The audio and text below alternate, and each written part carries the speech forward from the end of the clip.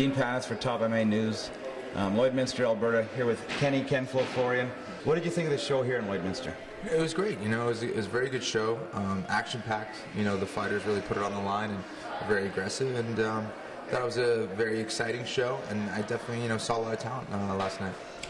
Not only the talent as far as the fighters go, but the fan base here. It's my first show in Lloyd. I was very, very impressed with the fans and the following they have and the support from the community. Definitely, man. Again, I think the Canadian fans are probably the most passionate, most knowledgeable fans out there, really, and you see them traveling to all the UFC, so it really is no surprise. I mean, even in a small town like Lloydminster, to see the turnout, it's impressive, and it's exactly what the sport needs to continue to grow. And you talked about the Canadian fans. A couple of UFC shows coming up in Canada. One Montreal's coming up real quick. Right after that, they're in Vancouver for the first time. And also WEC's putting on a show in Edmonton. So people are definitely starting to notice the fan following up in Canada. Yeah, Dana White, obviously the biggest promoter in MMA, and all the other promotions. Obviously, Zuffa knows that it's pretty much an easy recipe to get a sellout show, because again, there is so much passion here amongst the MMA fans, and they know it can sell it out. It started with Montreal, and it's just the whole of Canada is just MMA crazy. Pretty much the whole world is MMA crazy. It started back, years ago with you. Started with the Ultimate Fighter. Really grew with the main event fight with Forrest. Lately, though, the entertainment value might not be there because a lot of the big fights at top bills haven't really lived up to expectations. Yeah, I think there's a couple things going on. I think one of it is really, I think the technique's getting better. So you're not seeing these brawls anymore. Two guys standing on each other's toes and just throwing punches.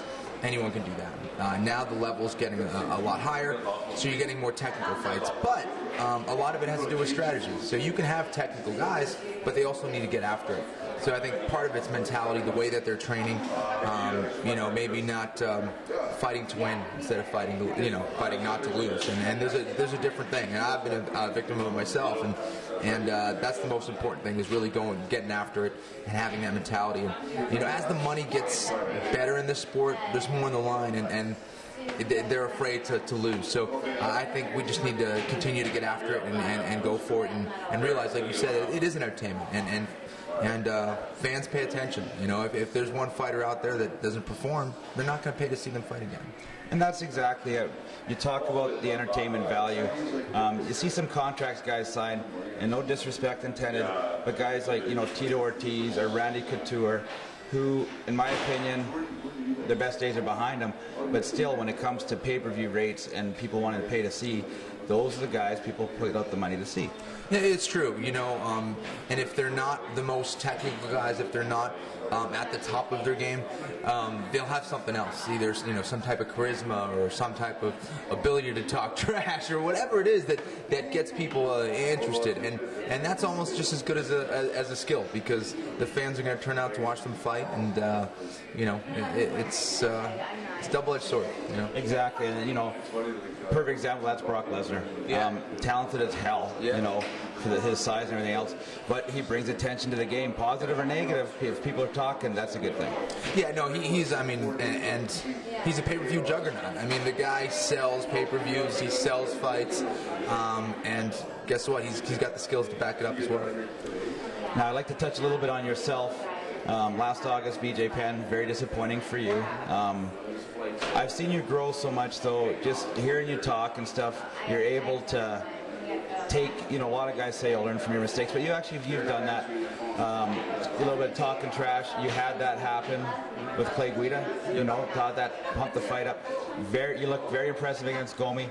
Now you have the chance to, for the first time in the UFC, perform in front of your hometown in Boston. I know you got a little bit of a staph infection you're coming off of. Let's talk about that, and then what your thoughts are of that fight coming up in August. Yeah, I had a staph infection before the Gomi fight, had a bursitis and some other things leading into the fight, but it's part of the game. Those things happen, and thank God I'm good now. It was a painful thing, but I'm fine now. But very excited to be fighting in front of Boston. Obviously, it's a dream come true, and I'm just excited again to be fighting another great opponent in Gray Maynard. He's as tough as they come, undefeated, and I'm going to need all my skills that night to beat him. I'm going to train hard as always and have fun out there. That's going to be the most important thing. Now, with the last fight between BJ Penn and Frankie Edgar, shocked me that BJ lost that fight. I'll be straight up with you.